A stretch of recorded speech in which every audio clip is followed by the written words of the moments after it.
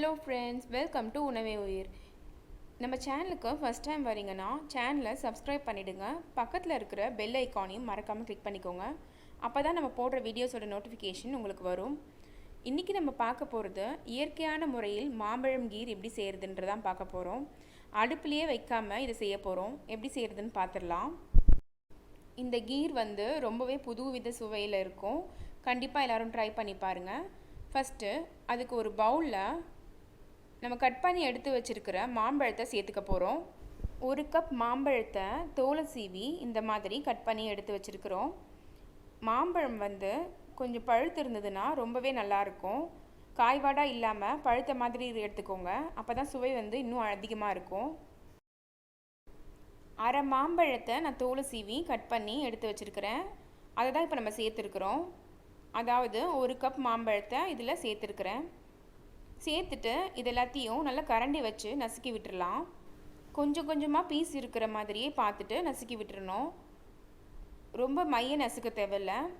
ஓரளவுக்கு பீஸ் இருந்தால் தான் சாப்பிடும் பொழுது ரொம்பவே சுவையாக இருக்கும். மாம்பழத்தில் நார்ச்சத்துன்னு சொல்லக்கூடிய ஃபைபர் ரொம்பவே நிறையா இருக்குது. இதை குழந்தைங்களுக்கு தினமுமே கொஞ்சம் கொஞ்சம் கொடுத்துட்டு வரலாம். உடம்புக்கும் நல்லது அவங்களுக்கு. இதை நல்லா நசுக்கி விட்டாச்சு. இது கூட நம்ம எடுத்து வச்சுருக்கிற பாலை சேர்த்துக்க போகிறோம். நான் இன்றைக்கி ஸ்கிம்டு மில்க்னு சொல்லக்கூடிய ஏடு இல்லாத ஆடை நீக்கிய பால் தான் யூஸ் பண்ண போகிறேன். இந்த பாலை காய்ச்ச வேண்டிய அவசியம் இல்லை, நம்ம அப்படியே யூஸ் பண்ணிக்கலாம். இது கூடவே ஒரு ஏலக்காவை தட்டி எடுத்து வச்சுருக்கிறேன், அதையும் இது கூட சேர்த்துக்கலாம். சேர்த்துட்டு ஒரு வாட்டி நல்லா கலந்து விட்டுடலாம். இது கூட நம்ம எடுத்து வச்சுருக்கிற பொடி பண்ணி எடுத்து வச்சுருக்கிற வெல்லத்தை சேர்த்துக்க போகிறேன். நான் 1.5 டேபிள் ஸ்பூன் வெல்லத்தை பொடி பண்ணி எடுத்து வச்சுருக்கிறேன். அதை இது கூட சேர்த்துடலாம். சேர்த்துட்டு நல்லா கலந்து விட்டுடலாம் ஒன்று சேர. இந்த கீரை சின்ன பசங்களுக்கு நிறையவே கொடுக்கலாம். பெரியவங்களாக இருந்தால் கொஞ்சம் திட்டமாகவே சாப்பிட்டுக்கலாம். சுகர் பேஷண்ட்ஸ் மட்டும் கண்டிப்பாக இதை அவாய்ட் பண்ணிடணும். இது ரொம்பவே புத்துணர்ச்சியாக இருக்கும்.